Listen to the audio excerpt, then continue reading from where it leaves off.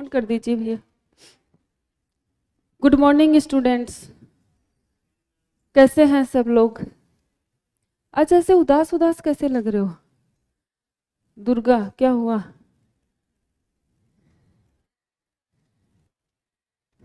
हाँ तो चलो पढ़ते हैं। क्वेश्चन करने हैं हमें पिछले चैप्टर के और इकोसिस्टम स्टार्ट करना है।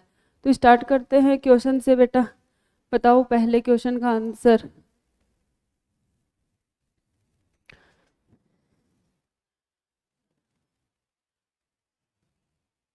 पॉपुलेशन और लोकल पॉपुलेशन को ही क्या बोला जाता है? डीम बोला जाता है। ये है नहीं, लेकिन लोकल पॉपुलेशन को ही बोला जाता है। Urn shape population age pyramid. Urn shape तीन बताए थे ना, एक पिरामिडल, एक बेल शेप, एक अर्न शेप। लास्ट वाला था वो कैसा है? Decline. Ability of environment to support a population is called carrying capacity. कौन सी इक्वेशन सही है? बी। बी तो हो ही नहीं सकती। पहली तो है d n by d t equal to r n. सही तो है।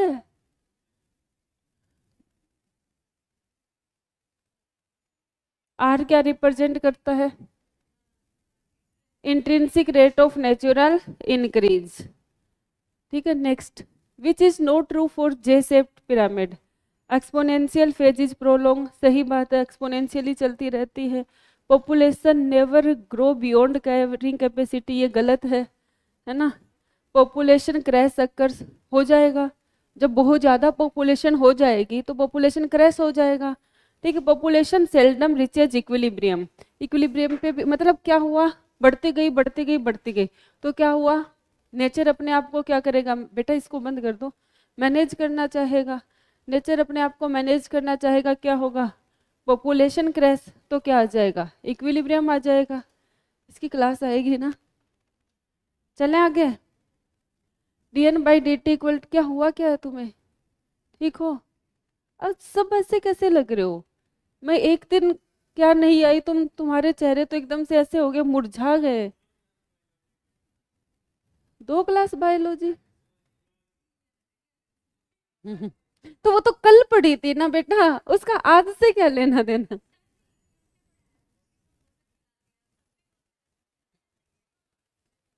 आगे चलो। D n by d t equal to r n K minus n upon K minus n upon K stand for.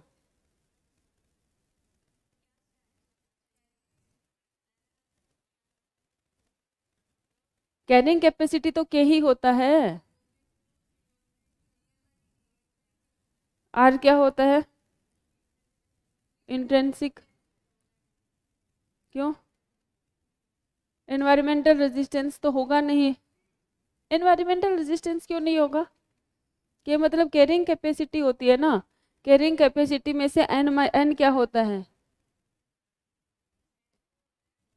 Population कितनी है, ठीक है, अपॉन के। रिप्रोडक्टिव पोटेंशियल ही होना चाहिए।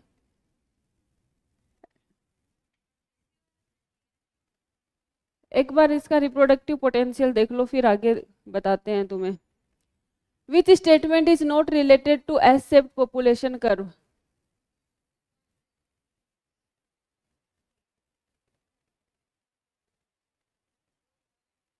है not related to exponential phase followed by stationary. सही बात है। मास मोर्टेलिटी एंड ये तो होगा नहीं इसमें, पॉपुलेशन क्रैश नहीं होगा। Environmental resistance suddenly become effective, suddenly नहीं होता ना, वो तो हमेशा से ही होता है। पॉपुलेशन क्रैश का मतलब ये है कि पॉपुलेशन अचानक से खत्म हो गई, मतलब बहुत सारे बढ़ते गए तो पॉपुलेशन बहुत लार्ज हो गई। लार्ज होना एनवायरमेंट के लिए क्या है? खतरा है ना। तो क्या होगा? या तो कंपटीशन या फिर कुछ भी ऐसा हो जाएगा, ठीक है, जिसकी वजह से वो पॉपुलेशन क्या हो जाएगी, उसमें एक साथ सारे लोग मर जाएंगे। जैसे बाढ़ आ गई, सब नहीं, कुछ तो बाकी रहेंगे। हम्म। क्या? नहीं, ये नहीं होगा, ये तो उसमें होता है। मतलब इसमें क्या होता है, पहले धीरे धीरे बढ़ती है, फिर बढ़ती है, फिर रुक जाती है एक कैपेसिटी के बाद में, ठीक है। तो एक फेज के बाद में रुकती है, मतलब अब क्या हो गए, रिसोर्सेज खत्म हो गए। रेजिस्टेंस थोड़े ना आया, एनवायरमेंटल रेजिस्टेंस वो तो पहले जैसा था वैसे ही रहा ना, है ना। एनवायरमेंटल रेजिस्टेंस सडनली किस में आता है, जे शेप में, जैसे बाढ़ आ गई, अचानक से आग लग गई जंगल में, ठीक है। तो क्या आएगा, नोट पूछा है ना।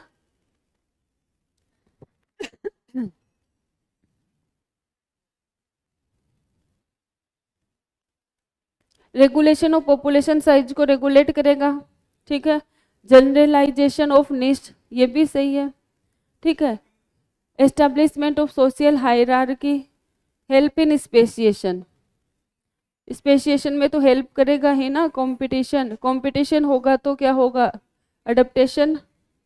एस्टेब्लिशमेंट ऑफ सोशल हायरार्की में इसका कोई रोल नहीं है, कंपटीशन में सोशल रिलेशन नहीं बनाए जाते हैं, तो क्या आएगा, ये निश क्या होता है, किसी भी स्पीसीज का क्या होता है, फंक्शनल रोल, मतलब कोई स्पीसीज है वो क्या फंक्शनल रोल प्ले करती है किसी इकोसिस्टम में, उसको क्या बोलते हैं, निश बोलते हैं। competitive exclusive principle was given by two living organism of different species which is beneficial to both but is not obligatory। अगर ऑब्लिगेटरी होता तो म्यूचुअलिज्म होता, इसमें क्या आएगा, प्रोटो कोऑपरेशन, जो है नहीं हमारे सिलेबस में लेकिन क्वेश्चन डाला हुआ है। हाँ, Cuscuta is an example of ecto parasitism.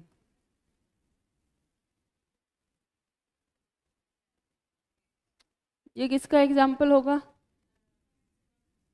Common सेलिज्म।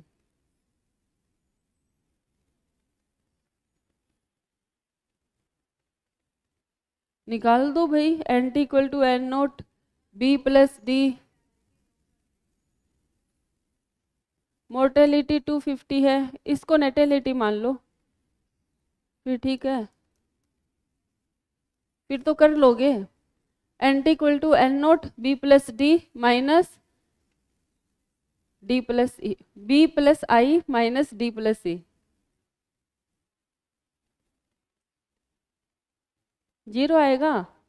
तो देखो 250 प्लस 20 करेंगे ना, 250 प्लस 20 माइनस क्या है 240 प्लस 30, तो कितना आ जाएगा, जीरो। ये भी कितना है 270 माइनस 270 कितना आ जाएगा, zero.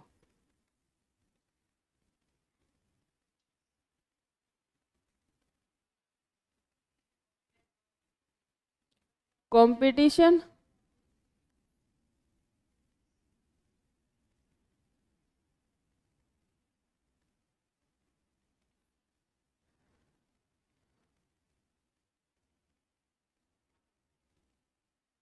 Population A consume the member of population B, नहीं। अगर ऐसा होता तो ए वाले की पॉपुलेशन बढ़ती, बी वाले की घटती, तो ये तो हो नहीं सकता। Both population in this habitat decrease, ये तो साफ साफ गलत है। Population B compete more successfully than population A, तभी तो वो बढ़ा। Population A produce more offspring, अगर ऐसा होता तो ए की पॉपुलेशन बढ़ती।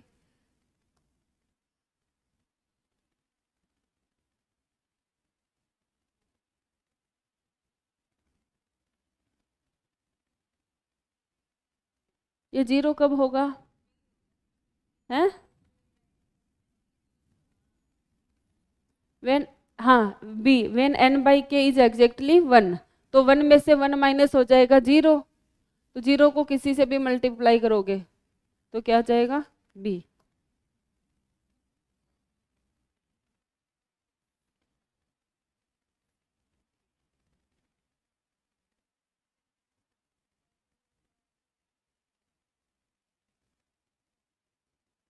More abundant species will exclude the less abundant species.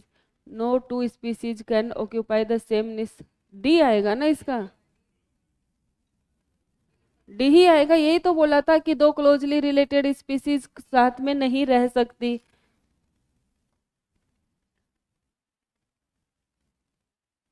Plus minus के लिए क्या आएगा? पैरासिटिज्म। माइकोराइजा किसका एग्जाम्पल है? म्यूचुअलिज्म।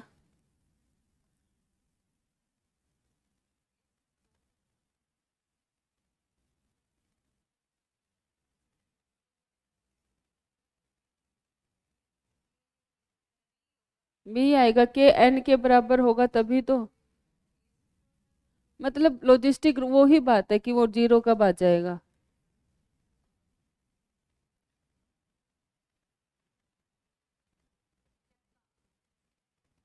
Without each other.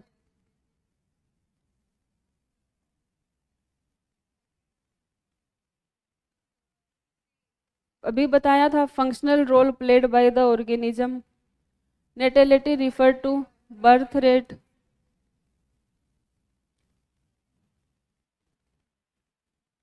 पहले में क्या आएगा? दो parasite living on lichen symbiotic association of algae and fungi, इसमें पहला आ जाएगा। 2 3 4 1, 2 3 4 1। Carnivore animal lion and leopard occupied the same niche, but lion predate mostly larger animal and leopard. This mechanism competition is refers to resources partitioning.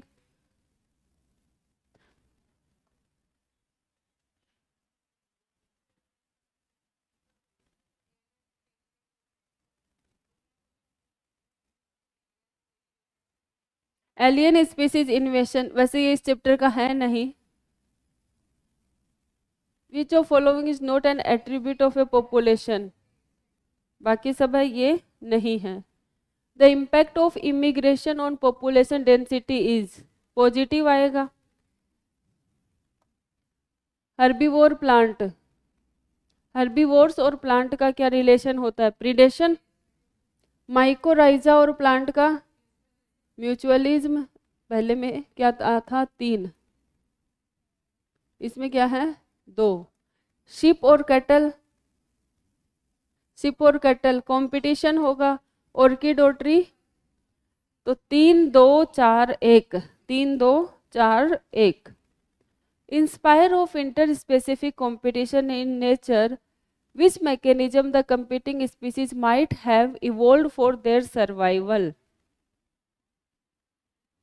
Inter specific competition है nature में, मतलब same species के बीच में competition है और उन्हें competition को कम करना है। कंपटीशन को कम करने के लिए रिसोर्सेज पार्टीशनिंग ही होगा ना। कॉम्पिटिटिव रिलीज वो होता है ना जब दो स्पीसीज है, एक सुपीरियर है एक इन्फीरियर है। सुपीरियर की प्रेजेंस में इन्फीरियर ग्रो नहीं कर पा रही है, लेकिन अगर इन्फीरियर को ग्रो करवाना है तो हम क्या करेंगे? सुपीरियर को हटा देंगे। सुपीरियर को हटा दिया मतलब कंपटीशन कम कर दिया। अब जो इन्फीरियर वाली है वो भी क्या करेगी? ग्रो करेगी। कंपटीशन को हटाना is known as competitive release. Amensalism, minus और जीरो, कौन सा है? B. The exponential growth equation E represent base of natural logarithm.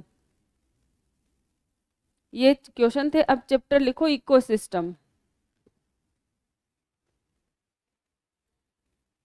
Second last chapter है ये हमारा।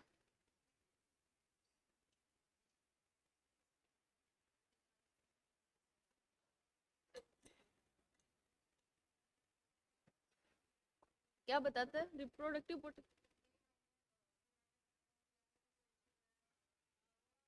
वो ही देख रही हूँ मैं, देख के बताती हूँ।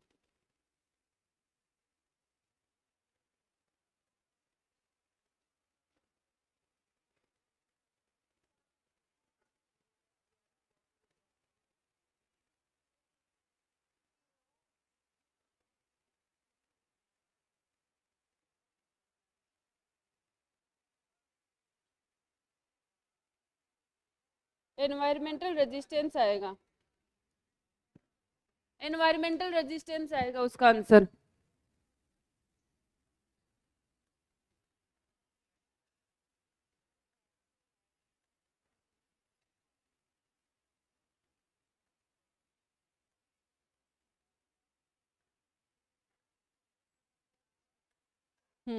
इसका आंसर आएगा पहला, ये नहीं आएगा एनवायरमेंटल रेजिस्टेंस।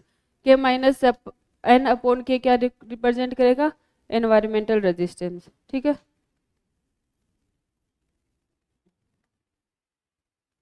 चले आगे। लिखो इकोसिस्टम। इकोसिस्टम टर्म किन्होंने दी थी, सबसे पहले तो ये बताओ। इकोसिस्टम टर्म किन्होंने दी, टेंसले ने। किन्होंने दी थी, टेंसले ने। ठीक है, तो ecosystem term given by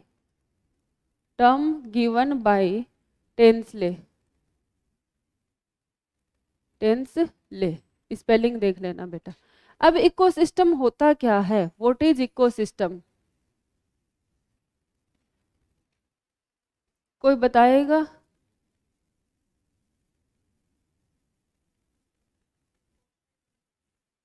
functional unit of nature, ठीक है। और डेफिनेशन, इकोसिस्टम एक फंक्शनल यूनिट है नेचर की, जिसमें लिविंग ऑर्गेनिज्म आपस में भी इंटरेक्ट करते हैं और एबायोटिक फैक्टर के साथ भी क्या करते हैं, इंटरेक्ट करते हैं। मतलब किसी भी इकोसिस्टम के लिए बायोटिक और एबायोटिक कंपोनेंट का होना जरूरी है। उसमें बायोटिक फैक्टर इंटरेक्ट करेंगे और बायोटिक फैक्टर एबायोटिक फैक्टर के साथ भी क्या करेंगे, इंटरेक्ट करेंगे। उसी को हम क्या बोलेंगे, इकोसिस्टम। तो what is ecosystem, it is functional unit of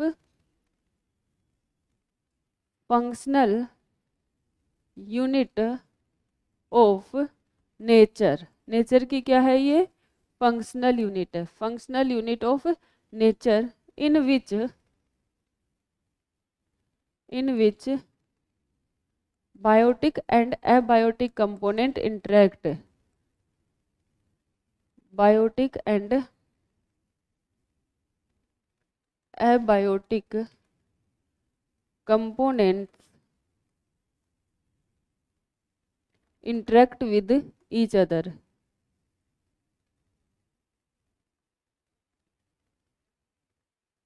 interact with each other, इसमें बायोटिक और एबायोटिक क्या करते हैं, इंटरेक्ट करते हैं। तो हम बोल सकते हैं कि इकोसिस्टम के दो कंपोनेंट होते हैं, कौन कौन से, बायोटिक और एबायोटिक। अब बताओ, किसी भी इकोसिस्टम की साइज क्या सेम रहेगी, नहीं, क्यों? जैसे एक पेड़ है, पेड़ में भी बायोटिक और एबायोटिक कंपोनेंट क्या कर रहे हैं, इंटरेक्ट कर रहे हैं। अगर हम किसी एक पेड़ की स्टडी कर रहे हैं तो वो क्या है, एक इकोसिस्टम। कैसे, उसे बायोटिक कंपोनेंट क्या है, ट्री क्या है, बायोटिक कंपोनेंट। उस पे इंसेक्ट है, वो क्या है, लिविंग है। उसके ऊपर बर्ड है, वो भी क्या है, लिविंग है। लेकिन पेड़ को जिंदा रहने के लिए क्या चाहिए, न्यूट्रिएंट चाहिए। वो कहाँ से अब्जॉर्ब कर रहा है, मिट्टी से। ठीक है, उसको फोटोसिंथेसिस करने के लिए क्या चाहिए, लाइट चाहिए। वो कहाँ से मिल रही है, सन से मिल रही है। पानी चाहिए, कहाँ से मिल रहा है, मिट्टी से मिल रहा है। तो मिट्टी और सनलाइट दोनों क्या हो गए, एबायोटिक फैक्टर। एनवायरनमेंट से ही वो क्या ले रहा है, CO2 ले रहा है। ठीक है, तो एटमॉस्फेयर भी क्या हो गया, एबायोटिक फैक्टर।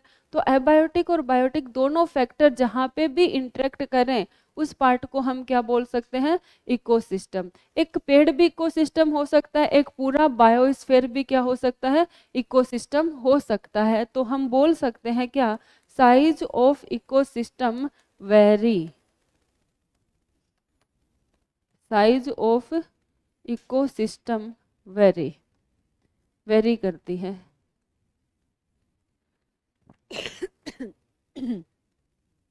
अब हम बात करें इकोसिस्टम के टाइप की, कितने टाइप का होता है, दो टाइप का। कौन कौन सा, नेचुरल और आर्टिफिशियल। तो मैं यहाँ लिख देती हूँ, ecosystem is of two type.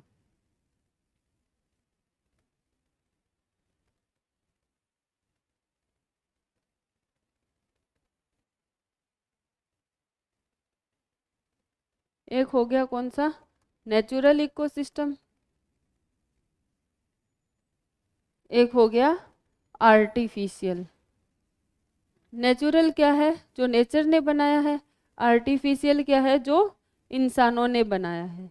Natural भी फिर कितने टाइप का, दो टाइप का, एक होता है टेरेस्ट्रियल, एक होता है एक्वेटिक। एक क्या हो गया, टेरेस्ट्रियल, टेरेस्ट्रियल का मतलब जो जमीन पे है, दूसरा एक्वेटिक मतलब पानी में है। ये भी क्या होगा, दो टाइप का, कौन कौन सा, वही टेरेस्ट्रियल और एक्वेटिक।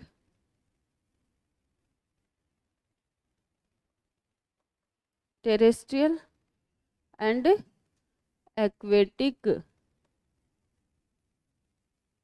टेरेस्ट्रियल और एक्वेटिक। टेरेस्ट्रियल इकोसिस्टम के एग्जाम्पल बताओ, कौन बताएगा। फॉरेस्ट हो गया, ग्रासलैंड हो गया, ट्री हो है। हम्म, फॉरेस्ट, ग्रासलैंड और नहीं, क्रॉप फील्ड नहीं आएगा इसमें, डेजर्ट आ गया, ट्री आ गया, एटसेट्रा एटसेट्रा। बताती हूँ, क्रॉप फ्री को मतलब क्रॉप फील्ड किसने बनाया है, इंसान ने बनाया है ना, तो वो क्या है, आर्टिफिशियल। एक्वेटिक का क्या आ जाएगा, रिवर, पोंड, लेक, सी, एटसेट्रा एटसेट्रा, जो भी याद आए। टेरेस्ट्रियल का एग्जाम्पल इसमें क्या आएगा, आर्टिफिशियल में क्रॉप फील्ड, और एक्वेटिक का एक्वेरियम।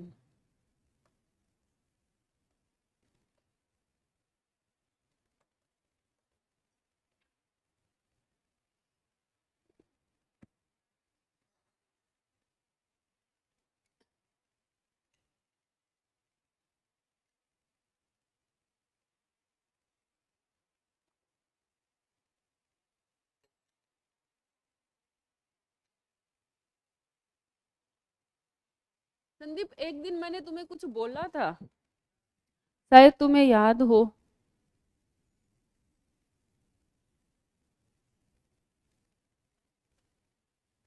कोई डॉक्यूमेंट मांगा होगा मैंने तुमसे,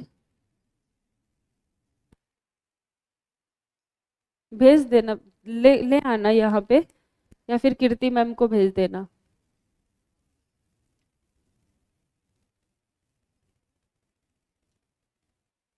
नहीं होंगे।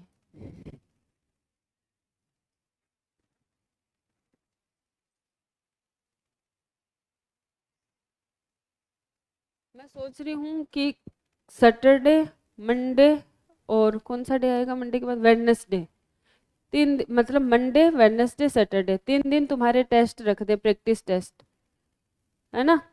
अभी तुम्हारा माइल स्टोन होगा, तो माइल स्टोन का प्रैक्टिस टेस्ट तुम्हारा इस सैटरडे को नहीं, मंडे को होगा, इस मंडे से स्टार्ट होगा। ठीक है, तो बॉटनी जूलॉजी दोनों का होगा। बॉटनी का सिलेबस क्या है, molecular basis of inheritance. Zoology का सर बता देंगे और टाइम भी बता देंगे। ठीक है, तो मंडे, वेडनेसडे और सैटरडे 3 दिन प्रैक्टिस टेस्ट फॉर माइलस्टोन और एआईटीएस की प्रैक्टिस करवाएंगे हम तो हमारे सब्जेक्ट का बता सकते हैं ना, कर लूँ।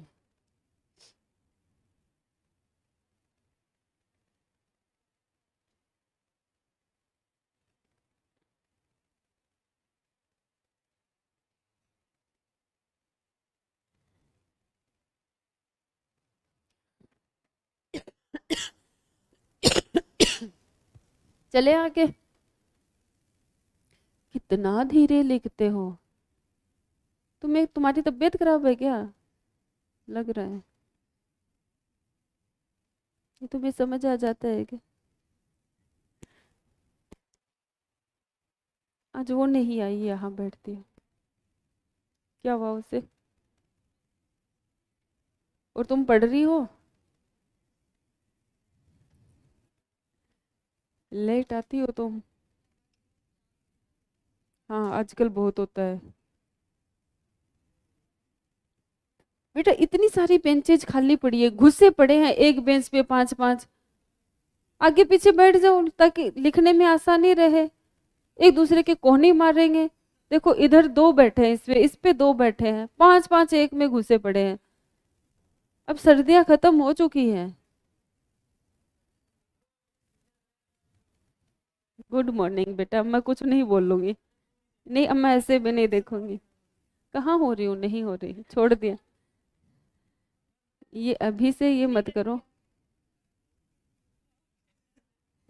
ये इसी वजह से जुकाम लगता है। हम्म। लगता है आज नहा के आया है। नहीं, आज लग रहा है नहाया नहाया ना। नहीं, बाल वाल भी एकदम से ऐसे तुम करते हो ये।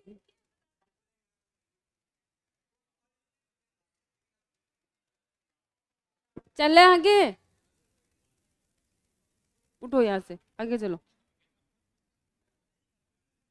इस पे बैठ जाओ या फिर आगे वाले पे बैठ जाओ। हाँ, तुम भी उठ जाओ, यहाँ बैठो। हाँ, अब ठीक है।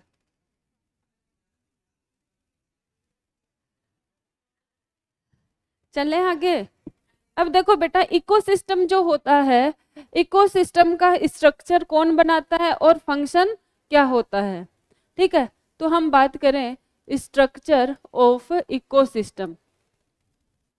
क्वेश्चन आएगा, विच of following is not structural component of ecosystem, which of following is not a functional system of ecosystem. ऐसे क्वेश्चन आते हैं। तो दो चीजें होती है जो स्ट्रक्चर बनाती है इकोसिस्टम की। एक होता है स्पीसीज कंपोजिशन और दूसरा होता है स्ट्रेटिफिकेशन। ठीक है, पहला क्या आ जाएगा, स्पीसीज कंपोजिशन। स्पीसीज कंपोजिशन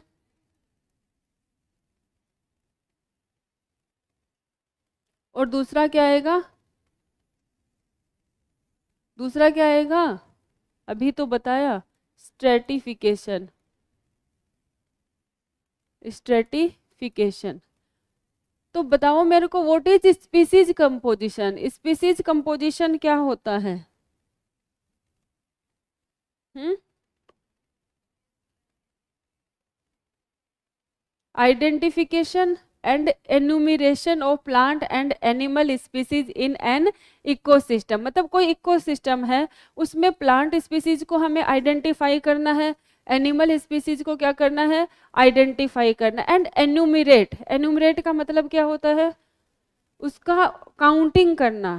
ठीक है, कि कितनी प्लांट स्पीसीज है, कितनी एनिमल स्पीसीज है, और प्लांट में भी कौन सी स्पीसीज है। ठीक है, उसको पहचानना क्या होता है, एनुमरेशन होता है। तो स्पीसीज कंपोजिशन क्या होता है, आइडेंटिफिकेशन। आइडेंटिफिकेशन, ये एनसीईआरटी की डेफिनेशन लिख रही हूँ सीधा। Identification and enumeration,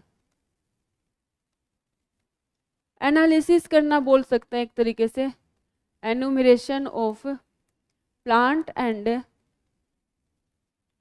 and animal species,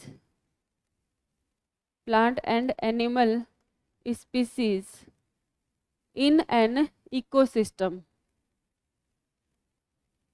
उसको हम क्या बोलेंगे, स्पीसीज कंपोजिशन। स्ट्रेटिफिकेशन क्या होता है, stratification vertical distribution of species at different level. ठीक है, ये क्या आएगा, vertical distribution, vertical distribution of species at different level. जैसे मैं बात करूं किसकी, किसी भी फॉरेस्ट की, उसमें क्या होगा, सबसे छोटे क्या होते हैं, ग्रासेस होते हैं। ग्रासेस, ये मैंने बना दी घास। ठीक है, घास से थोड़े बड़े क्या होंगे, अंडर सर्ब, या फिर मैं बोलूँ हर्ब। घास को तो क्या बोल दिया, हर्ब बोल दिया। फिर क्या होंगे, छोटे छोटे प्लांट होंगे, होंगे इनसे थोड़े बड़े होंगे। ठीक है, सर्ब बोल देते हैं उनको। ये क्या हो गया, श्रब। ठीक है, श्रब के बाद में कौन होगा हमारे पास, बड़े बड़े पेड़। ठीक है, ये क्या हो गए, ट्री, लार्ज ट्री। ठीक, तो इनका वर्टिकल डिस्ट्रीब्यूशन देखें तो सबसे ज्यादा हाइट में पेड़, फिर सर्ब, फिर हर्ब, या फिर मैं बोलूँ ग्रास। ठीक है, तो यही इस तरीके का जो डिस्ट्रीब्यूशन है स्पीसीज का, वो ही क्या होता है, स्ट्रेटिफिकेशन होता है। क्या अशांति है क्लास में? तुम्हें पता है क्यों है?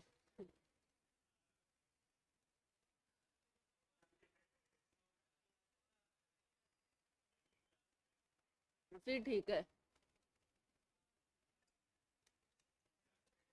हम्म, अच्छी बात है, मैं चाहती हूँ ना आए वो मेरी क्लास में। इरिटेट हो जाती हूँ, मेरे पढ़ाने का मन नहीं करता, गुस्सा आता है फिर मेरे को, फिर वो बाकी लोगों पे उतरता है। हाँ अच्छा है, मैं नहीं कहती कि वो अच्छा नहीं है, अच्छा बच्चा है, बस थोड़ा डिस्टर्ब करता है।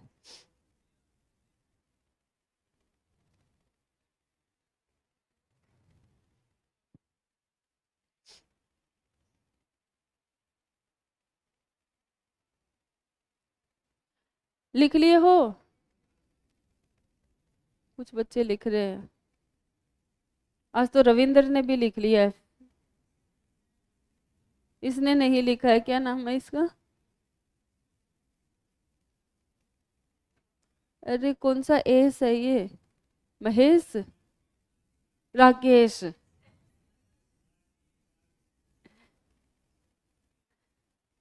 लिख लिया राकेश?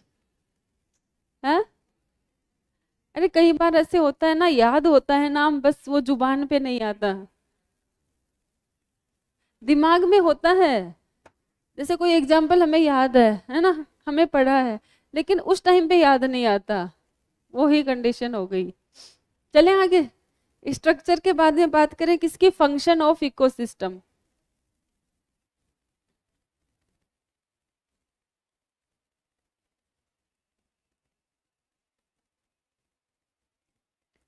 इकोसिस्टम के कौन कौन से फंक्शन है? 4 फंक्शन है। कौन कौन से? एक होता है प्रोडक्टिविटी, प्रोडक्टिविटी, प्रोडक्टिविटी। दूसरा क्या होता है? Energy flow, energy flow. तीसरा क्या होगा? दूसरा डिकम्पोजिशन, कोई नहीं। एक क्या होता है? Decomposition, composition. एक क्या होता है? Nutrient cycle. न्यूट्रिएंट साइकिल अब हट चुका है सिलेबस से। ये क्या है? किसी भी इकोसिस्टम के फंक्शन है, तो यहीं से क्वेश्चन बन जाएगा। इनमें से दे देगा which of following is not a function of ecosystem. Option दे देगा productivity, energy flow, nutrient cycle, stratification. Nutrient cycle, stratification, है ना, स्ट्रेटिफिकेशन, या फिर दे दिया न्यूट्रिएंट साइकिल, डिकम्पोजिशन, प्रोडक्टिविटी, और एक ऑप्शन दे दिया स्पीसीज कंपोजिशन। तो क्या आएगा? Species composition. ऐसे क्वेश्चन तुम्हें देखने को मिल जाएंगे, सोल्व करना। अगर हम एग्जाम्पल ले एक पौंड का, तालाब का, क्या एक तालाब को हम इकोसिस्टम बोल सकते हैं? बोल सकते हैं, अगर उसमें ये सारे फंक्शन है तो। पॉन्ड क्या होता है? Self sustainable ecosystem. Self sustainable का मतलब जानते हो क्या होता है?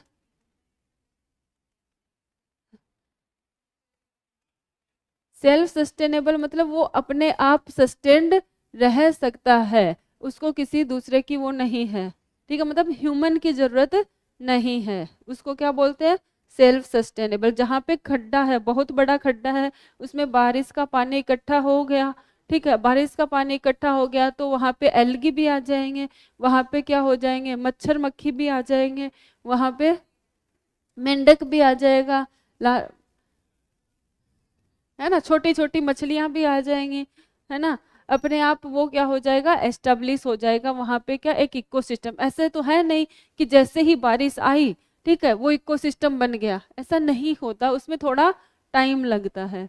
सेल्फ सस्टेनेबल इकोसिस्टम है कैसे? देखो क्या क्या होना जरूरी है इकोसिस्टम के लिए, बायोटिक और एबायोटिक फैक्टर। बायोटिक फैक्टर क्या है, उसमें लिविंग ऑर्गेनिज्म है, जैसे एल्गी है, ठीक है, एक्वेटिक प्लांट है, फाइटोप्लैंक्टन्स है, जू प्लैंक्टन्स है, स्मॉल फिशेज है, ठीक है, ये तो क्या हो गया बायोटिक। अबायोटिक फैक्टर क्या होगा, मिट्टी भी है वहाँ पे, पानी भी है वहाँ पे, सनलाइट भी आ रही है, ठीक है, और वो इंटरेक्ट कर रहे हैं क्या, ये सारे फंक्शन परफॉर्म करता है क्या, तालाब करता है।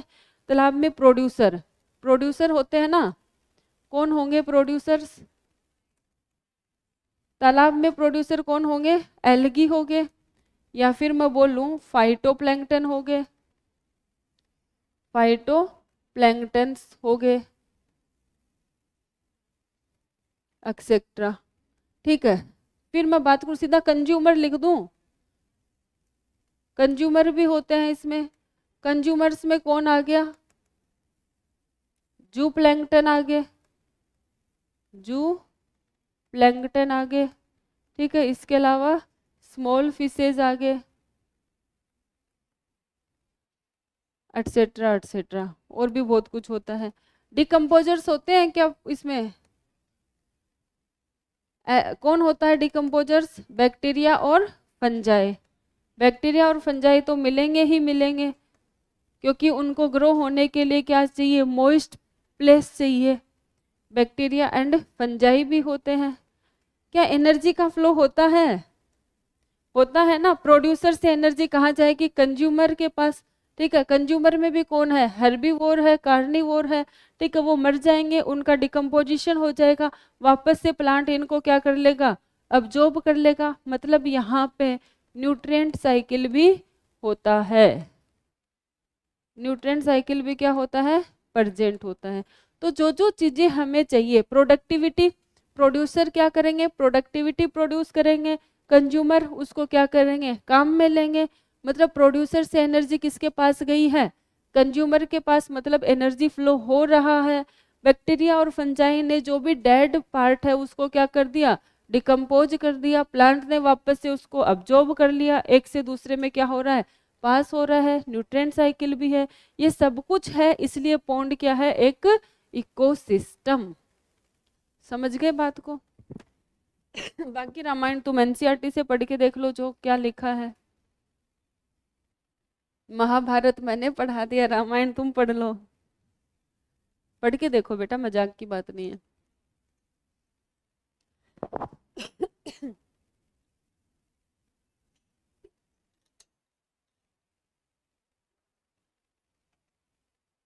जो मैंने शॉर्ट में बताया है वो ही उसने थोड़ा ब्रीफ में, मतलब इसमें दे रखा है,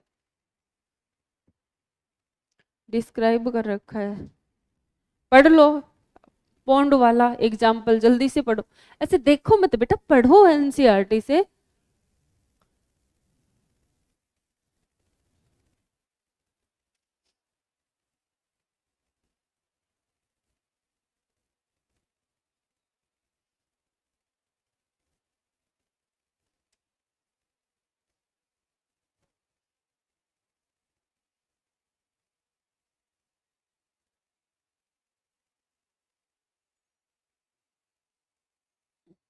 जब नींद खुलती है तभी उठ के आ जाते हैं हम, है ना, टाइम से नींद नहीं खोलते हम, जब नींद खुलेगी तभी क्लास में आएंगे, है ना अंकिता।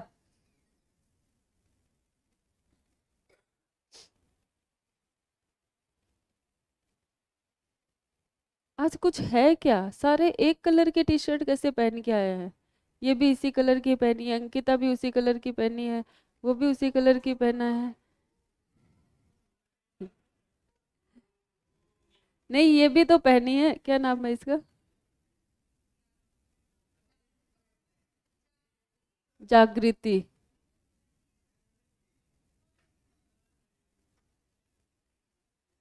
कुछ भी मतलब, चले आगे,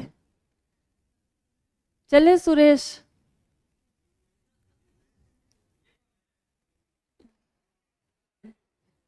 क्या नाम था उसका, राकेश, याद है मुझे, मैं बस, हम्म, चले आगे, लिख लिया, अब हम बात पढ़ लिया सबने, अब कुछ दिक्कत आई इसमें, तो अब हेडिंग लगाओ बेटा प्रोडक्टिविटी। ये सारे फंक्शन को हम 1 बाय 1 पढ़ेंगे। प्रोडक्टिविटी, प्रोडक्टिविटी क्या होता है? प्रोडक्टिविटी पढ़ने से पहले हम बात करेंगे किसकी? प्रोडक्शन की। किसकी बात करेंगे? प्रोडक्शन। प्रोडक्शन क्या होता है? देखो बेटा, कोई भी प्लांट है, कौन है? कोई भी प्लांट। जैसे ये मैंने क्या बना दिया? एक प्लांट बना दिया। ये स्टेम है इसका, ये रूट है, ये क्या है? लीफ है। ठीक है, ये क्या है? एक प्लांट है। यहाँ पे कौन है हमारे पास? सूर्य भगवान।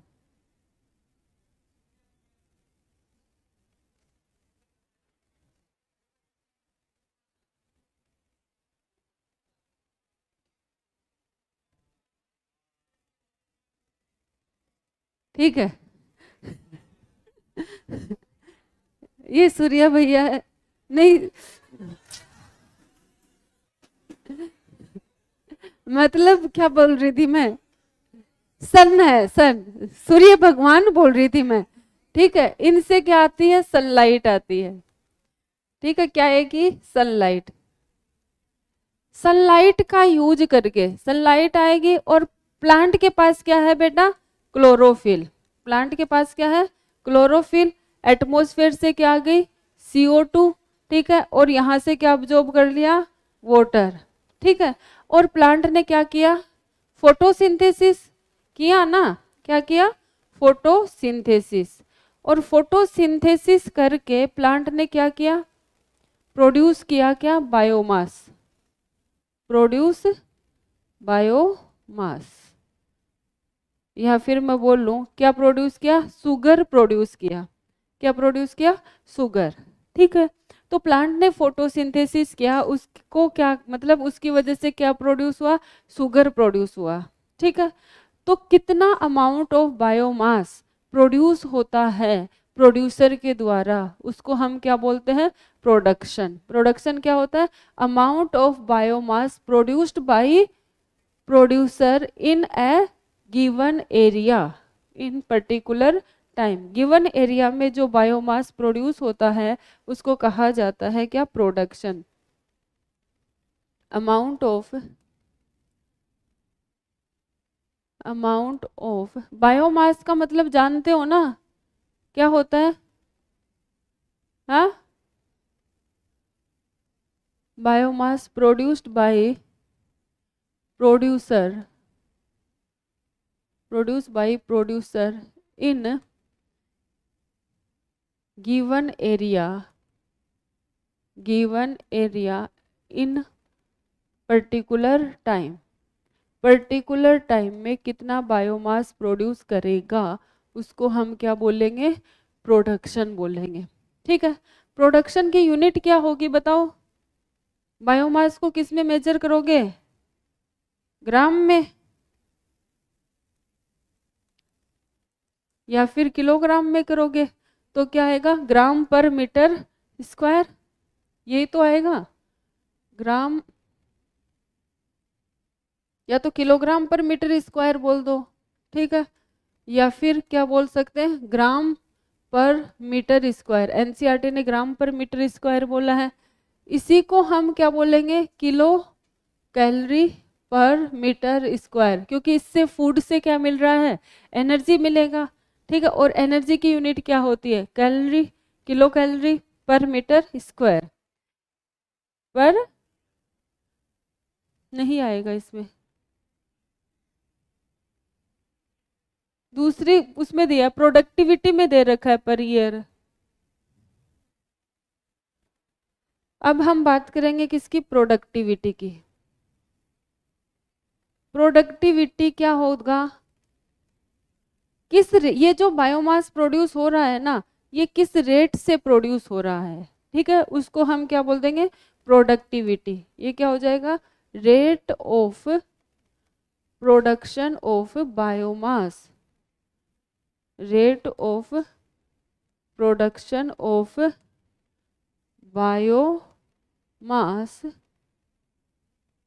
को हम क्या बोलेंगे, प्रोडक्टिविटी। इसकी यूनिट क्या होगी, रेट हो गया ना, तो टाइम से डिवाइड करेंगे, ग्राम पर मीटर स्क्वायर पर ईयर, या फिर किलो कैलोरी पर मीटर स्क्वायर पर ईयर। जैसे हमारे पास एक खेत है, उस खेत में हमने क्या बो दिया, क्या बोओगे, चना बो दिया, ठीक है। उस चना बोया तो कितने टाइम में चना मैच्योर हो जाएगा, 3 महीने में मैच्योर हो जाएगा। तो एक पर्टिकुलर एरिया क्या हो गया, वो खेत, ठीक है, पर्टिकुलर टाइम क्या हो गया, 3 महीने। 3 महीने में एक खेत में कितना चना प्रोड्यूस हुआ, वो क्या हो गया, बस 2 क्विंटल। सोच ही छोटी है तुम्हारी, बड़ा सोचो बेटा, ठीक है। मान लो 100 क्विंटल अनाज पैदा हुआ उसमें, ठीक है। तो वो 100 क्विंटल क्या है, प्रोडक्शन, क्या है, प्रोडक्शन। वो किस रेट से प्रोड्यूस हो रहा है, वो क्या है, प्रोडक्टिविटी, ठीक है।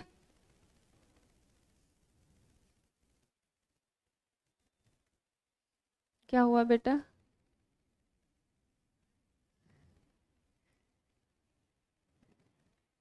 अब प्रोडक्टिविटी भी हमारे पास अलग अलग टाइप की होती है, primary productivity, secondary productivity.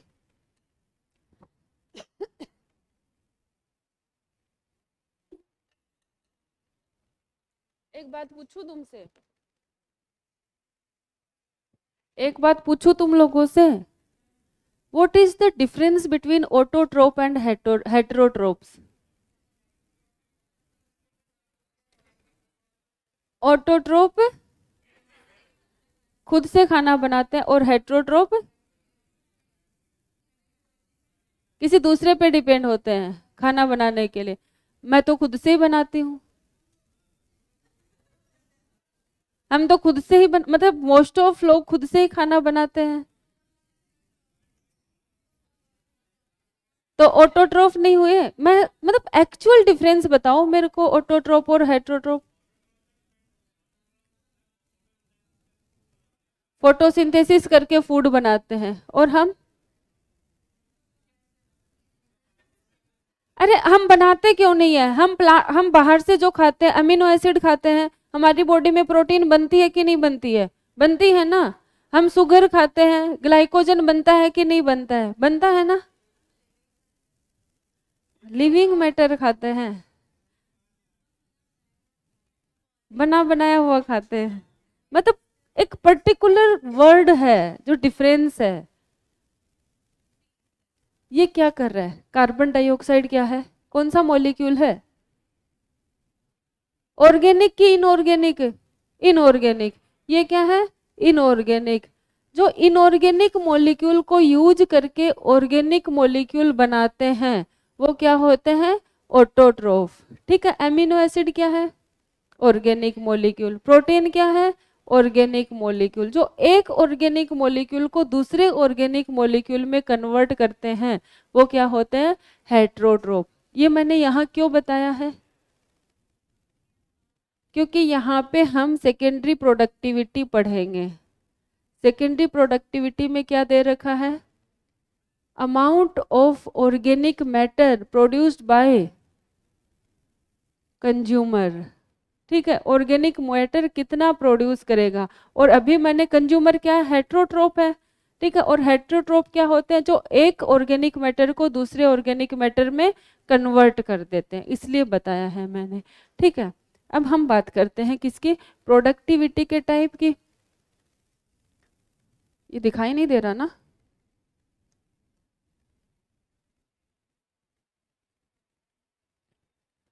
Productivity कितने टाइप की होगी बेटा जी, 2 टाइप की। कौन कौन सी, primary productivity and secondary productivity. जो ऑटोट्रोप क्या किए,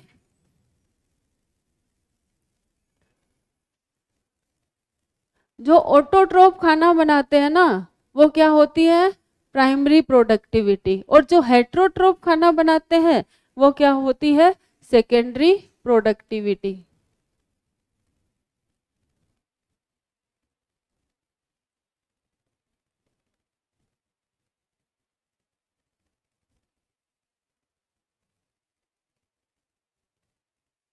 जो दूसरे पे डिपेंड होते हैं वो हेट्रोट्रोफ नहीं होते, है ना। जैसे मैं लिख रही हूँ तो मैं किसी दूसरे पे डिपेंड हूँ क्या? नहीं हूँ। मैं अपने आप लिख रही हूँ यहाँ पे, मैं बोल रही हूँ, किसी दूसरे पे डिपेंड हूँ? नहीं हूँ ना। प्राइमरी प्रोडक्टिविटी क्या हुआ? अभी बताया था। बताओ प्राइमरी प्रोडक्टिविटी की definition. Rate of production of biomass by autotrophs, या फिर बोलूं प्रोड्यूसर्स। ठीक है, तो ये क्या आएगा? Rate of production. जो प्रोडक्टिविटी की डेफिनेशन है वही हो सकती है। Rate of production of biomass, biomass by autotroph, autotrophs, या फिर मैं बोलूं प्रोड्यूसर, एक ही बात है। ठीक है, ये क्या आएगा? कितने टाइप का? Further divide into two type. कौन कौन सा? Gross primary productivity, gross primary productivity को हम क्या बोल देंगे? जीपीपी शॉर्ट में बोल सकते हैं ना। और दूसरा क्या है? Net primary productivity, net primary productivity, इसको क्या बोल सकते हैं हम शॉर्ट में? अरे क्या बोल सकते हैं? एनपीपी। तो नेट प्राइमरी प्रोडक्टिविटी और ग्रोस, ग्रोस प्राइमरी प्रोडक्टिविटी क्या होगी? Actual amount of biomass produce by plant. सही है ना। एक्चुअल में कितना बायोमास उन्होंने प्रोड्यूस किया है।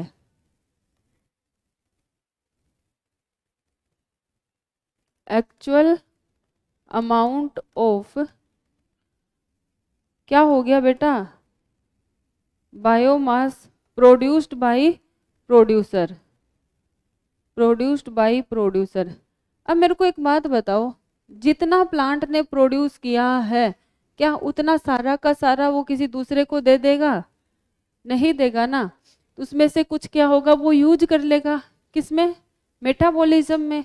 और मेटाबॉलिज्म में मेन क्या आता है? रेस्पिरेशन रेट, है ना। रेस्पिरेशन होगा तभी तो एनर्जी प्रोड्यूस होगी प्लांट के पास। प्लांट हो चाहे कोई भी हो, एनर्जी किससे आती है? रेस्पिरेशन से। ठीक है, जो उसने प्रोड्यूस किया है उसमें से कुछ क्या कर लिया? कंज्यूम कर लिया। किस में? रेस्पिरेशन में। रेस्पिरेशन जानते हो ना, break down of complex substances into simple form, है ना। तो जो कॉम्प्लेक्स सब्सटेंस बनाया है उसको क्या कर दिया है? ब्रेक कर दिया है, मतलब कुछ क्या कर लिया है? यूज कर लिया है। तो जितना बना उतना नहीं बचा ना। तुम्हारे पास 100 रुपए थे, 50 के तुम समोसे खा गए, कितने बचे? 50 बचे। अब तुम्हारे पास नेट कितना है? 50। तुम्हारी सैलरी मान लो 5 लाख पर मंथ है ना। मान लो। जब मानना है तो अच्छा ही माने ना, बुरा क्यों माने, है ना। माना कि तुम्हारी सैलरी 5 लाख पर मंथ है, लेकिन एक महीने का खर्चा तुम्हारा है 3 लाख रुपए।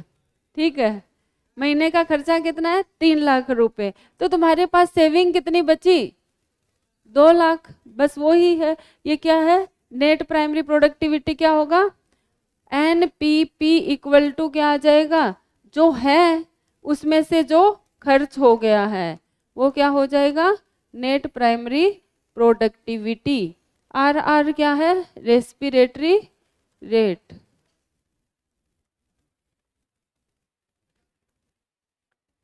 बेटा 5 लाख तो मैंने कब मान लिए? जब मानना ही है तो अच्छे से मानो ना, करोड़ों मान सकते हैं हम। अब इनको विश्वास नहीं हो रहा ना कि हमारी सैलरी इतनी हो सकती है। बेटा डॉक्टर बनो, बहुत पैसे कमाओगे। इलीगल मत कमाना, ऐसे नहीं किसी की किडनी बेच दी, किसी का लीवर बेच दिया, ये काम मत करना। अभी से तुम्हारी सोच ऐसी है। सेकेंडरी प्रोडक्टिविटी क्या होगी? Rate of production of organic matter, organic matter by consumer, consumer में सब आ जाएंगे। ये हो गई सेकेंडरी प्रोडक्टिविटी।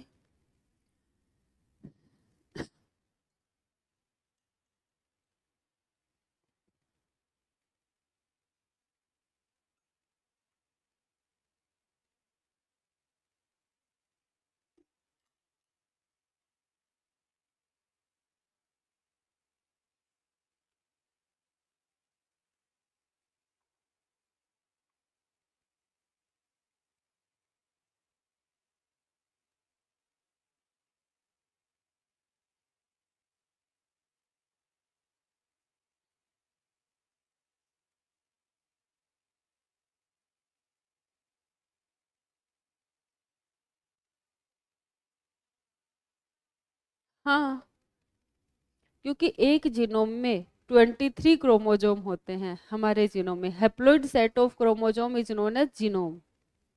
बड़ा तो हुआ ना।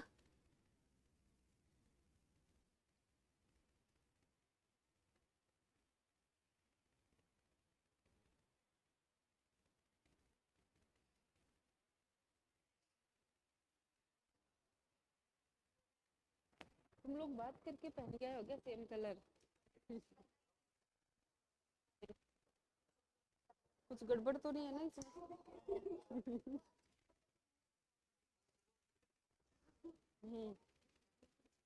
ये सही है।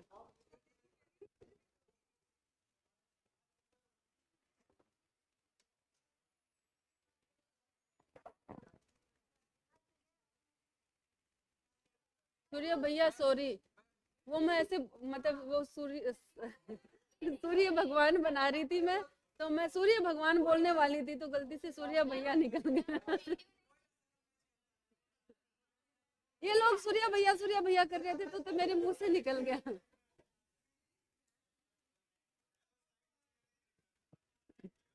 हाँ दिखाती हूँ मैं भैया को। ये देखिए। अरे क्या है ये भैया, इनके इनके नाम नोट कर लीजिए आप।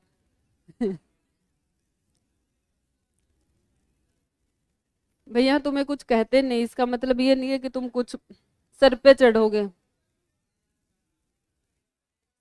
चले आगे। अब प्राइमरी प्रोडक्टिविटी किस किस पे डिपेंड करती है बताओ, किस पे डिपेंड करेगी? ये लिख लिया सबने? ठीक है, तो लिखो primary productivity depends on, primary productivity, productivity depends on, किस पे डिपेंड करेगी बताओ? हाँ, कितने प्लांट है ना, कितनी प्लांट की स्पीसीज है, इस पे डिपेंड करेगी। दूसरा एनवायरमेंटल फैक्टर कैसे हैं, उस पे डिपेंड करेगी। और न्यूट्रिएंट अवेलेबिलिटी, प्लांट को कितना न्यूट्रिशन दिया जा रहा है, और प्लांट की फोटोसिंथेसिस की कैपेसिटी कितनी है, तो किस पे डिपेंड करेगा? Number of plant species, number of plant species inhabiting in A area, मतलब कितनी स्पीसीज प्रेजेंट है उस एरिया में। ठीक है, दूसरा किस पे डिपेंड करेगा? एनवायरमेंटल फैक्टर्स, एनवायरमेंटल फैक्टर्स पे डिपेंड करेगा।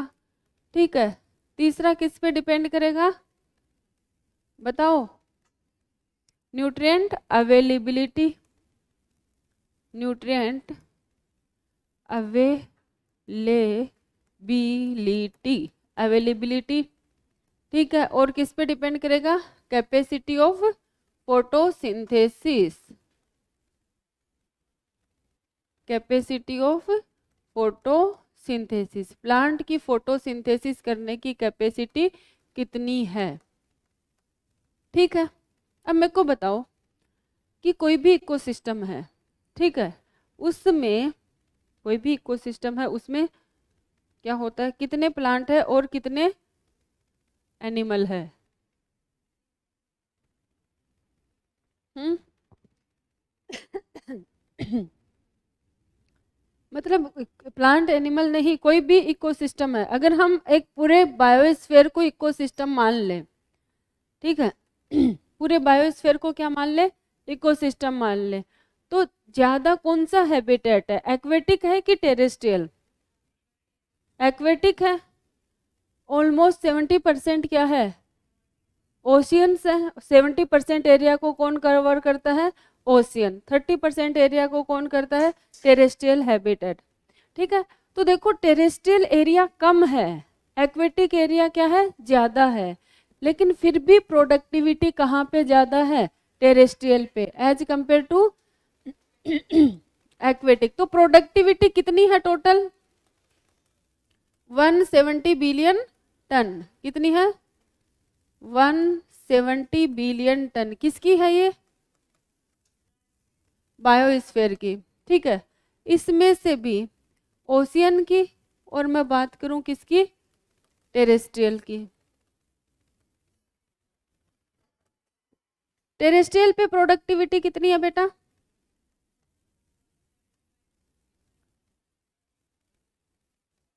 यहाँ पे कितनी है, ओशियन पे कितनी है, 55 मिलियन टन। बिलियन है या मिलियन, बिलियन है ना, 55 बिलियन टन कहाँ पे है, ओशियन में। तो 170 में से 50 माइनस करोगे तो कितना आएगा, 115 बिलियन टन। ऐसा क्यों है, इसका एरिया क्या है, ज्यादा, और इसका एरिया क्या है, कम, फिर भी यहाँ पे प्रोडक्टिविटी क्या है, ज्यादा। ऐसा क्यों होता है, एनसीईआरटी ने कहा है, डिस्कस विद योर टीचर। तुम लोग भी बता दो कुछ। देखो ओशियन जो होता है, मतलब समुद्र जो होता है, उसके अंदर क्या होते हैं, अंदर होते हैं ना काफी प्रोड्यूसर, वहां तक सनलाइट क्या होती है, पहुंच नहीं पाती।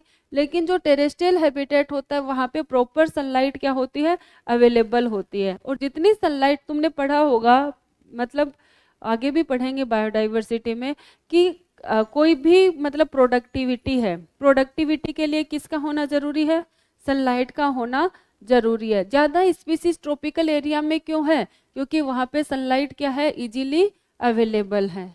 ठीक है, तो इस एरिया में जो टेरेस्ट्रियल हैबिटेट है, टेरेस्ट्रियल हैबिटेट में क्या होता है, सनलाइट इजीली अवेलेबल।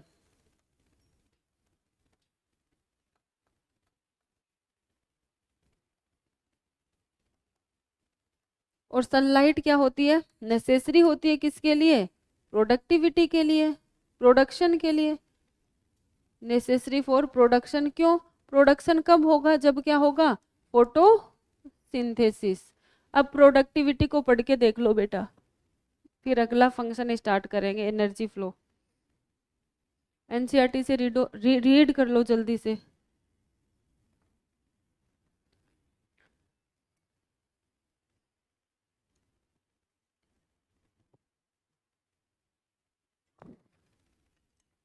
तुम्हें याद है ना, मंडे को कौन से चैप्टर का टेस्ट है, molecular basis of inheritance. Timing कौन बताएंगे, जूलॉजी वाले सर।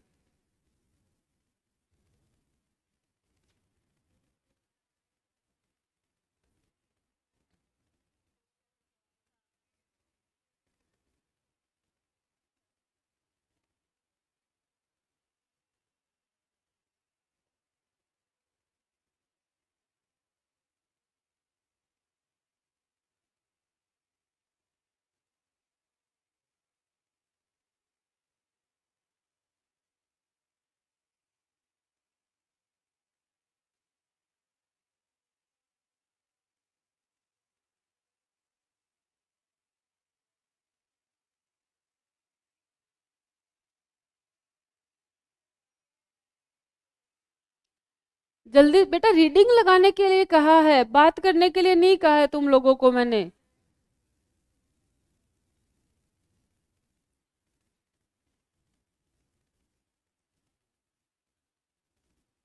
एनसीईआरटी से साथ साथ पढ़ लोगे तो क्लियर हो जाएगा, और इतना हार्ड है नहीं चैप्टर, बचपन से पढ़ते आ रहे हो ये चैप्टर, 10th क्लास से। फूड चेन, फूड वेब,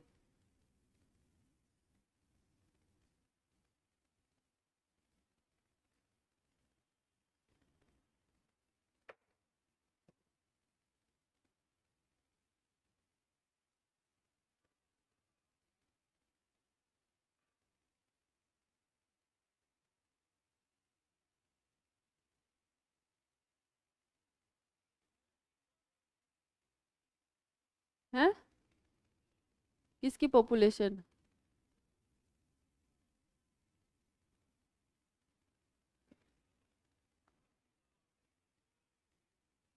वो तो डिपेंड करता है ना कि बात किसकी कर रहे हो। अगर ट्री की बात कर रहे हो तो ट्री की पॉपुलेशन कम होगी, लेकिन पॉपुलेशन डेंसिटी की बात करें तो हमेशा किसकी होती है? प्रोड्यूसर की ही ज़्यादा होती है।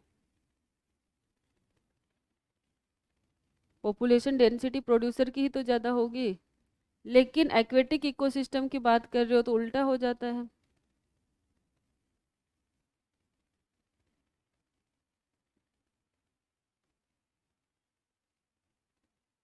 हम बोल नहीं सकते हमेशा किसकी पॉपुलेशन ज़्यादा होगी, ये डिपेंड करता है।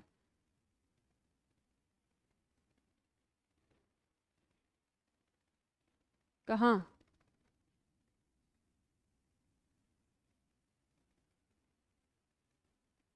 विच of following has the largest population in A food chain? अगर फूड चेन की बात कर रहा है तो लार्जेस्ट पॉपुलेशन किसकी होगी? Producer, primary consumer, secondary consumer, decomposers. Obvious सी बात है डिकम्पोजर्स की होगी। बैक्टीरिया और फंजाई बहुत ज़्यादा होंगे।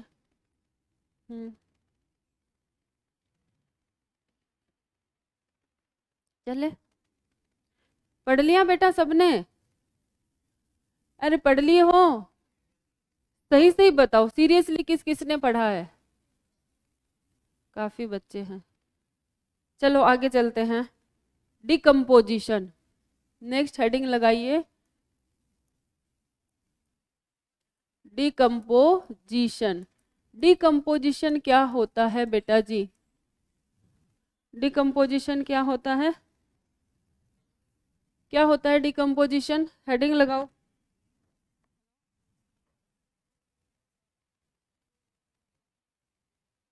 मैं बाद में बात करूँ क्लास में। हाँ, क्या बोला मैंने? डिकम्पोजर्स क्या होते हैं? डिकम्पोजिशन क्या होता है? Breakdown of complex organic molecule into simple inorganic form. ठीक है, तो क्या होगा? Process of breakdown of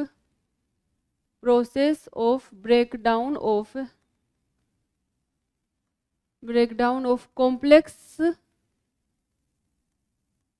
organic substances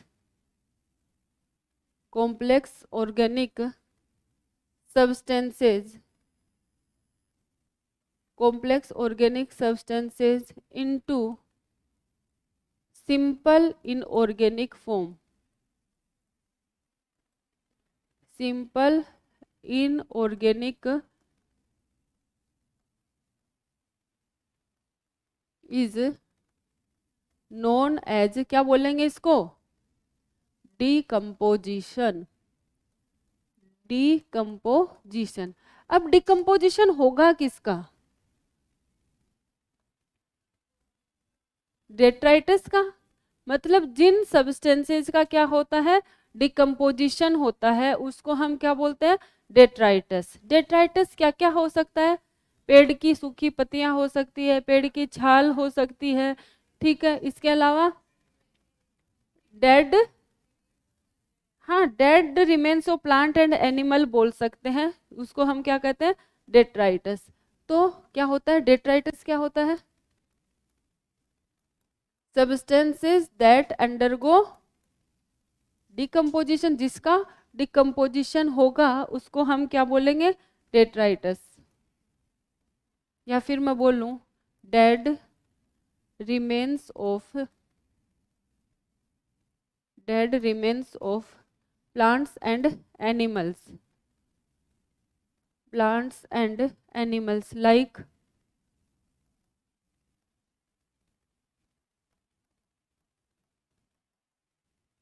dry leaves हो गई, बार्क हो गई, ठीक है, फिकल मैटर हो गए,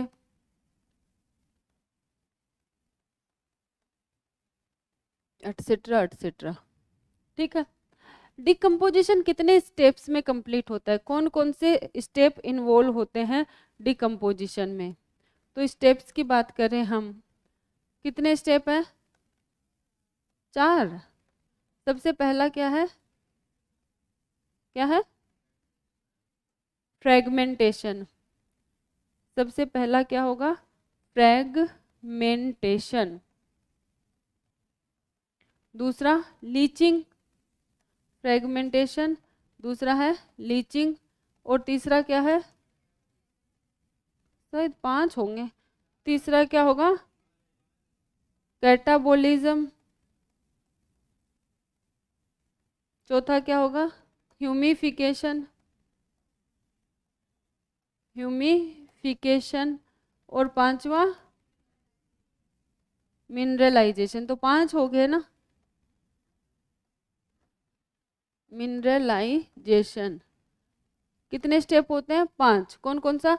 fragmentation, leaching, catabolism, humification and mineralization. ये जो तीनों स्टेप होते हैं, कौन कौन सा? फ्रेगमेंटेशन, लीचिंग और कैटाबोलिज्म। ये कहाँ पे होते हैं? इन द सोइल, मिट्टी के अंदर होते हैं। जब भी कोई भी डेट्राइटस कहाँ पे आएगा? मिट्टी में आएगा, तो वहाँ पे उसका क्या होगा? फ्रेगमेंटेशन होगा। ये साइमल्टेनियसली हो सकते हैं। कोई लीफ है, उस लीफ को केंचुआ भी खा सकता है, उस लीफ को बैक्टीरिया भी डिकम्पोज कर सकते हैं, और उसको फंजाई भी डिकम्पोज कर सकते हैं। ऐसा तो है नहीं कि अगर कोई लीफ है, उस लीफ को केंचुआ खा रहा है तो वो फंजाई वगैरह को नहीं खाने देगा, छुपा लेगा उसको। ऐसा होता है? ऐसा बस इंसान कर सकते हैं। कुछ खा रहे हैं, किसी दूसरे को नहीं खिलाना तो छुपा के रख देते हैं, है ना? तो ये तीनों स्टेप क्या होते हैं? साइमल्टेनियसली होते हैं।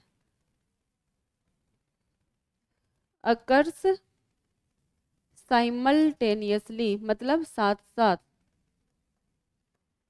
Simultaneously in the soil. कहाँ पे? मिट्टी के अंदर। नहीं, सही बोला क्या? ऑन द डेट्राइटस होगा या इनसाइड द सोइल होगा? ऑन डिट्राइटस होगा ना? उल्टा बोला मैंने। Simultaneously on the detritus, on the detritus. Detritus के ऊपर चलेंगे ये प्रोसेस, और ये प्रोसेस क्या होंगे? Inside the soil.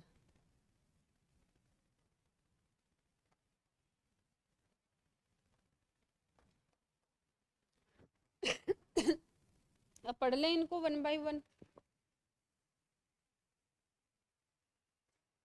टाइम बचा है हमारे पास काफी, हो जाएगा।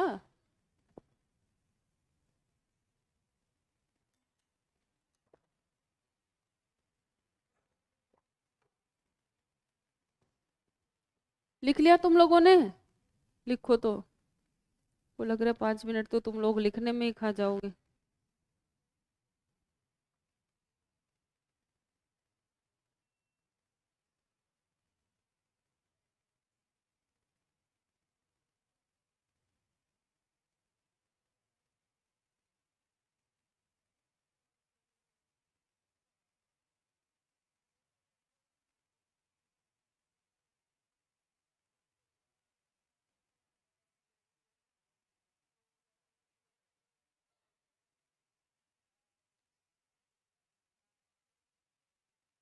लिख लिए बेटा?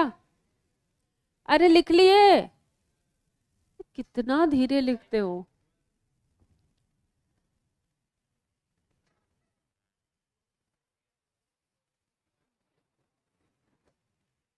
लिख लिया? तो चलो आगे चलते हैं।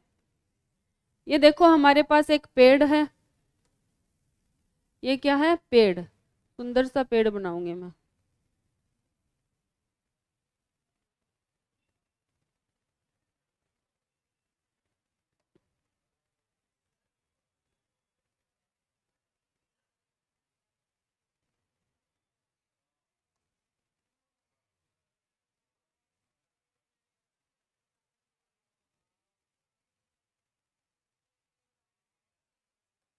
ये पेड़ है, ठीक है। इस पेड़ से क्या हो गई? लीफ गिर गई इससे, झड़ेगी ना पत्ती तो।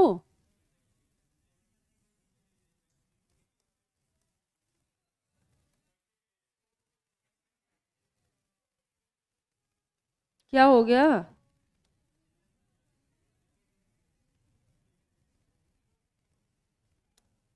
ये लीफ है इसकी। इस लीफ पे क्या आएगा बेटा?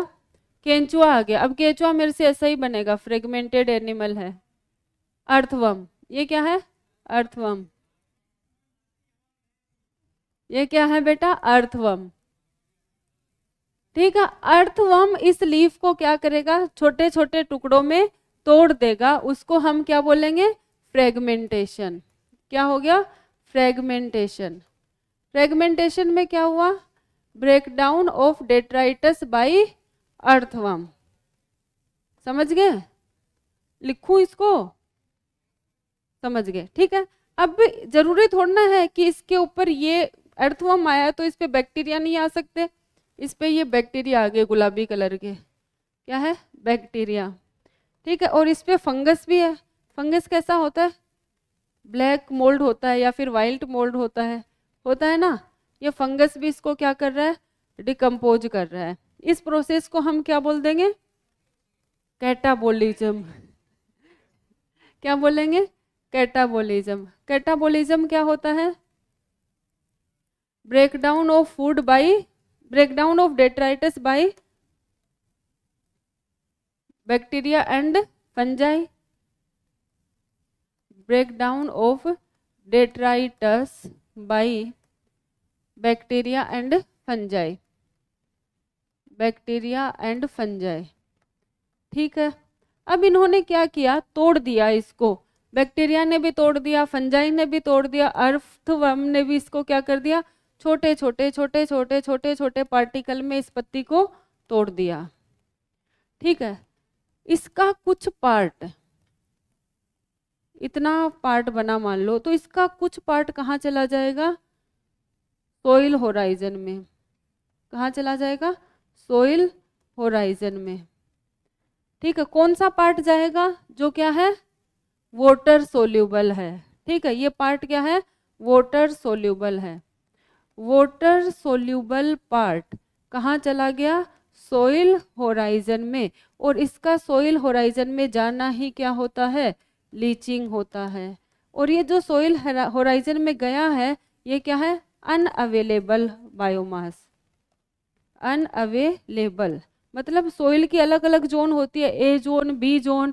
ठीक है, तो उस जोन में चला गया जहां से प्लांट इसको अब्जॉर्ब नहीं कर सकता। अब ये अनअवेलेबल हो गया किसके लिए? प्लांट के लिए। तो उस प्रोसेस को हमने क्या कह दिया? लीचिंग। ठीक है, फ्रेगमेंटेशन हो गया, कैटाबोलिज्म हो गया, लीचिंग हो गया। अब कुछ तो बचा है ना। ये क्या करता है? जो तुमने देखा होगा, खेत देखा है तुम लोगों ने? है ना, देखा है खेत। खेत में खाद डाली है कभी? देखी होगी ना खाद डालते हुए। डाली है ना। मतलब ऐसा होता है ना, खेत में खाद डालते हैं तो उसमें क्या होता है? गोबर होता है या फिर है ना, मतलब कचरा जो इकट्ठा होता है, गाय भैंस का जो भी इकट्ठा होता है, उसको हम खेत में डाल देते हैं। उसको काफी दिनों तक वहीं पे रहने देते हैं, है ना। छोटे छोटे छोटे छोटे से मतलब छोटे छोटे वो बना देते हैं, पैचेज की फॉर्म में पूरे खेत में डाल देते हैं।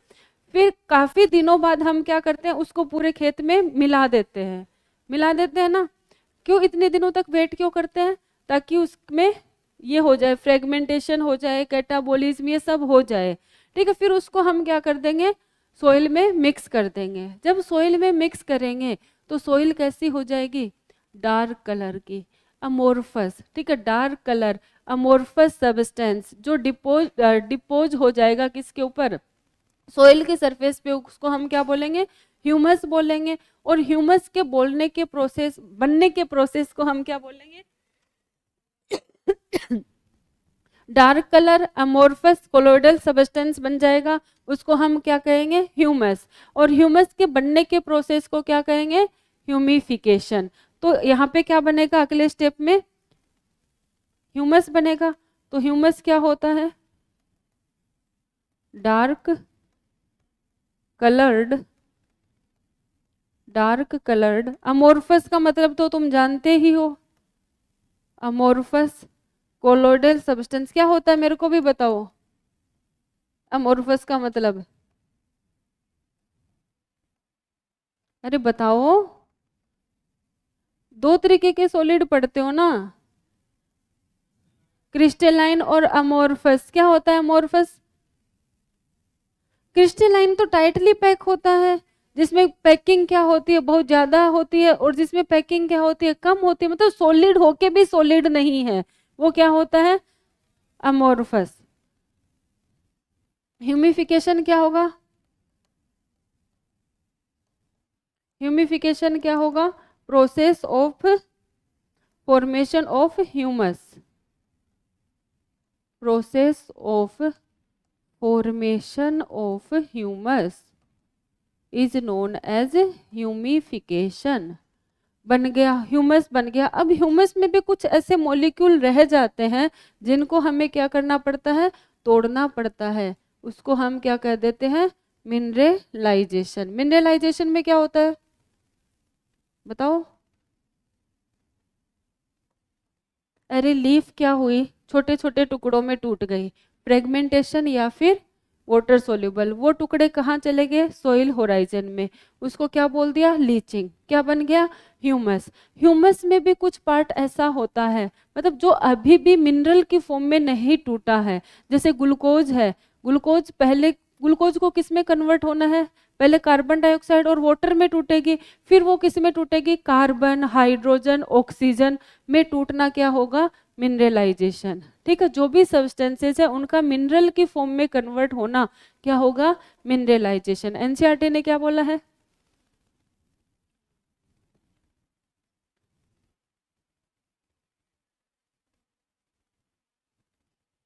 बताओ क्या लिखा है एनसीईआरटी ने?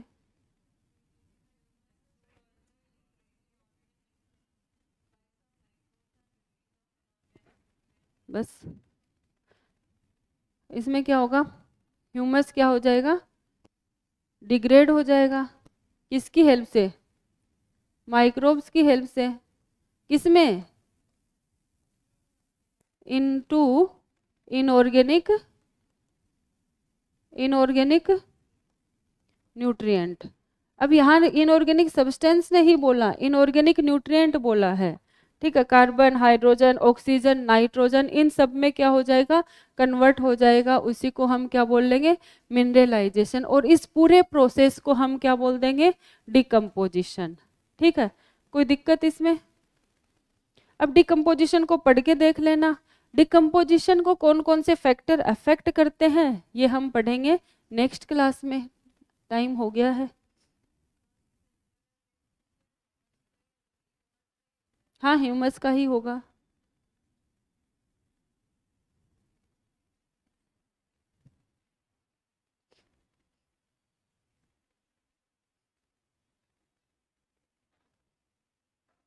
बचपन में ड्राइंग बनाते थे तब या तो पेड़ बनाते थे या झोपड़ी बनाते थे, ऐसे ही बनाते थे। पेड़ बनाया मैंने, कभी ड्राइंग बनाई नहीं हमने। अरे हम सरकारी स्कूल वाले बालक है, हम ये ड्राइंग व्राइंग नहीं पढ़े, बनाए नहीं हम कभी। ये है। हाँ लेकिन बायो के जो वो डायग्राम होते थे वो अच्छे बनाती थी मैं, फाइल वगैरह। अगर मैं तरीके से बनाऊं तो अच्छा बना लेती हूँ, लेकिन मैं समझाना होता है ना, अब उसमें क्यों टाइम वेस्ट करना। लिख लियो बेटा, चले आगे। टाइम हो गया तो मेरे को अगला वो तो लिखना है ना, कल की क्लास में क्या पढ़ाना है, इसको सेव भी करना है। भैया को तो तुम नाराज कर देते हो।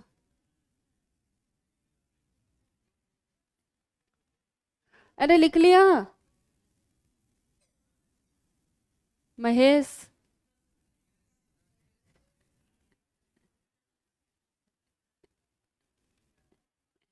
महेश, सुरेश, नरेश, कमलेश,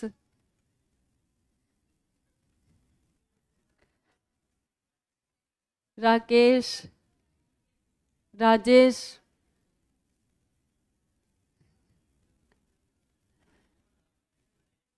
चलें आगे। क्या पढ़ेंगे नेक्स्ट क्लास में हम? एनर्जी फ्लो पढ़ेंगे। वो बैग रख के भाग गया है, उसे पता नहीं कि मैम देख चुकी है।